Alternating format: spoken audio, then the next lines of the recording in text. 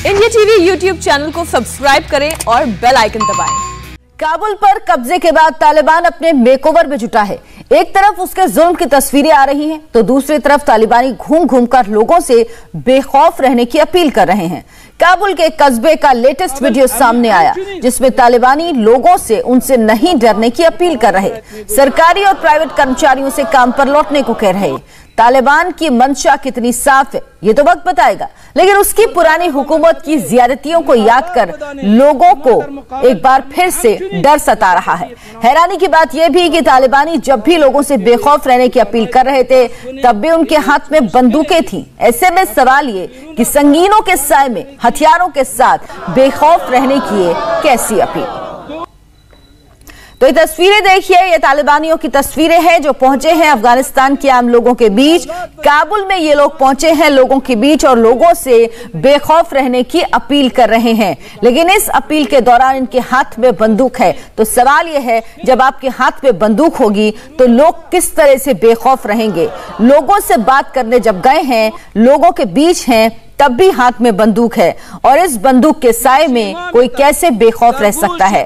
तालिबानी लोगों से अपील कर रहे हैं कि वो अपने काम पर लौटें, वो काम पर जाएं, जो सरकारी कर्मचारी हैं वो भी, और जो प्राइवेट कर्मचारी हैं वो भी। फरआउनी दुनिया खुद रा मुसमा करदा बुद और कुव्वती सुपर बराए खुद में नामीन वो बा सुपर रसीद दर मुकाबले वो 20 साल मुबारजा में बाद 20 साल मुबारजा 3000 फदाई रबता। काबुल पर कब्जे के बाद तालिबानी अपने मेकओवर में जुटे हुए हैं। एक तरफ वो लोगों से अपील कर रहे हैं कि लोग उनसे ना डरें। तालिबान की इमेज बदलने की तस्वीर कितनी दिखावटी है, उसका सबूत भी इस वक्त आप देख रहे हैं। एक तरफ तालिबान लोगों से बेखौफ रहने की अपील कर रहा है, महिलाओं की आजादी और अधिकारों की बात कर रहा है, तो दूसरी तरफ हाल ही में महिलाओं की तस्वीरों पर कालिख पोतने की तस्वीर भी आई थी। इतना ही नहीं, तालिबान के डर से अफगानिस्तान में बुरके की बिक्री भी अचानक बढ़ गई। महिलाएं छोटी छोटी बच्चियों को बुरका पहनाने पर मजबूर हो गई हैं। तो अफगानिस्तान की तस्वीरें हैं जो बता रही हैं कि लोगों से भले ही तालिबान अपील कर रहा है कि उसने अपना चेहरा बदल लिया है, हालांकि ये कितना सच है ये तो आने वाला वक्त बताएगा, लेकिन अभी जो तस्वीरें सामने आ रही हैं वो भी इसकी तस्दीक नहीं करती। ये देखिए, होर्डिंग में, बैनर्स में जो महिलाओं की तस्वीरें बनी हुई थी उन पर तक कालिख पोती गई है, इन तस्वीरों पर कालिख पोती गई। दूसरी तरफ अफगानिस्तान में बुरके की बिक्री बढ़ गई है अचानक, यहां तक कि अपने परिवार की छोटी छोटी बच्चियों को भी लोग अब बुर्का पहना रहे हैं, और ये तालिबान की दहशत ही है। तालिबान के खौफ, आतंकियों की दहशत का आलम यह कि अफगानी बेटियां बेहद डरी हुई हैं। काबुल एयरपोर्ट से बेहद इमोशनल वीडियो सामने आया, इसमें अफगानी लड़कियां अमेरिकी सेना से मदद की गुहार लगा रही, उन्हें अफगानिस्तान से बाहर निकालने की अपील कर रही। ये लड़कियां जानती हैं कि उनके अधिकार छिन चुके हैं, अब वो स्कूल नहीं जा सकती। तालिबान के शरिया कानून से उन पर क्या बीतने वाली है ये भी वहां की लड़कियां अच्छी तरह जानती हैं।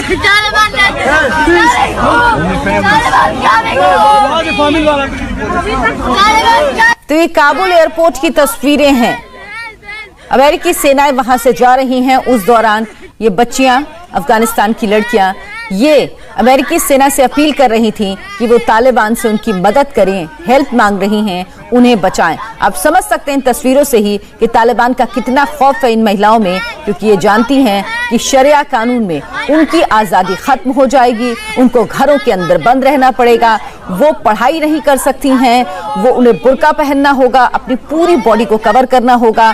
बाहर जाएंगी तो किसी घर के पुरुष के साथ ही बाहर जा सकती हैं, और काम तो वो कर ही नहीं सकती। कल जब तालिबान की प्रेस कॉन्फ्रेंस हुई तो उसमें भी ये बात कही थी तालिबानी प्रवक्ता ने साफ तौर पर कि शरिया कानून के अनुसार महिलाओं को रहना होगा।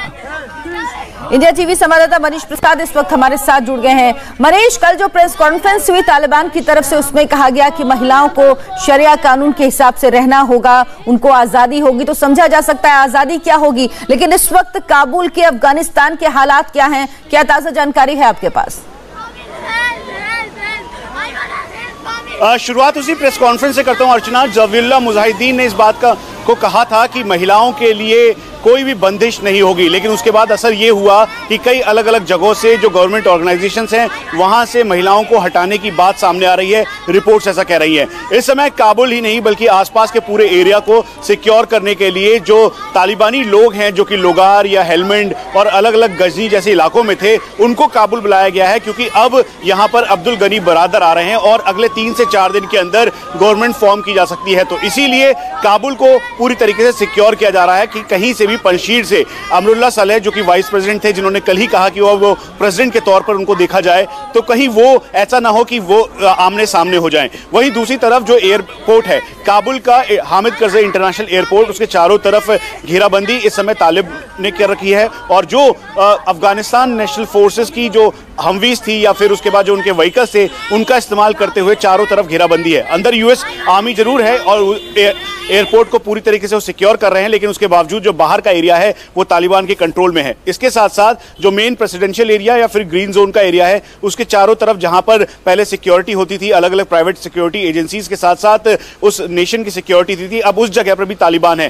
तालिबान ये अपील कर रहा है कि सभी लोग अपनी दुकानें खोलें और रोजमर्रा के काम वैसे ही करें, वो किसी को परेशान नहीं करेगा। लेकिन ट्रस्ट डेफिसिट अफगानिस्तान के लोगों में बहुत ज्यादा है तालिबान को लेकर, और यही वजह है कि अब अगले 24 घंटे बहुत ही ज्यादा निर्णायक होने वाले होंगे। लेकिन एक और बात, जो करीबन 1685 लोग हैं जो इस समय अफगान सिख और अफगान हिंदू वहां पर मौजूद हैं, उसके अलावा वो लोग जिन्होंने वीजा के लिए अप्लाई किया है, कुल मिला के इनकी संख्या 1685 के लगभग है। तो इन सभी को लाने के लिए अब तैयारी की जा रही है और जैसे ही जो स्थिति और नॉर्मल होगी तो एयर इंडिया और साथ में C-17 ग्लोबमास्टर और C-130J हरकुलिस इनको भेजा जाएगा ताकि जल्द से जल्द इन लोगों की वापसी हो सके।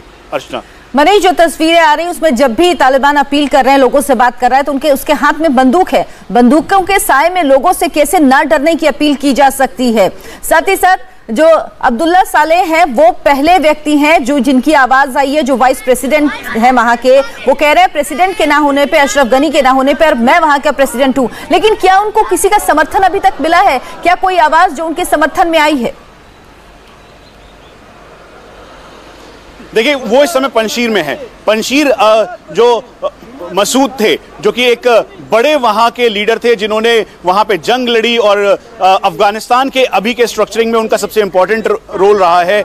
उनके बेटे वहां पर हैं, साथ में बिस्मिल्लाह खान जो कि डिफेंस मिनिस्टर थे, वो ये तीनों के तीनों वहां पर थे। आप ये समझ लीजिए कि नॉर्दर्न अलायंस जो कि मजार से था, अब एक बार फिर से पंशीर से उसे शुरुआत की जा रही है और इसके लिए अमरुल्लाह सालेह पूरी पुरजोर मेहनत कर रहे हैं और ये उनका कहना है कि तालिबान के आगे वो कहीं से भी घुटने नहीं डालेंगे, घुटने नहीं टेकेंगे। और तालिबान का मतलब पाकिस्तान है और पाकिस्तान और तालिबान का ये गठजोड़ ही अफगानिस्तान के इस हालात का जिम्मेवार है। तो इसीलिए अब अमरुल्लाह सालेह, साथ में बिस्मिल्लाह खान जो कि वहां के डिफेंस मिनिस्टर थे, उसके अलावा जो अहमद शाह मसूद हैं उनके बेटे, ये तीनों लोग इस समय पंशीर में हैं और ये पूरी तैयारी कर रहे हैं कि तालिबान के खिलाफ खड़े हो सके। लेकिन एक और बात बहुत ही इंपॉर्टेंट है, क्योंकि जिस तरीके से अंतर्राष्ट्रीय लेवल पर तालिबान को लेजिटिमाइज किया जा रहा है, खासतौर पर चीन की तरफ से, फिर कतर के, आपको ये बिल्कुल नहीं भूलना चाहिए कि कतर के C-17 ग्लोबमास्टर से ही जो अब्दुल गनी बरादर है वो यहाँ पर कंधार पहुंचे और कंधार के बाद काबुल पहुंचे। पूरा जलसा निकाला गया, पूरा रोड पे जलसा निकाला गया तालिबान के कमांडर के लिए और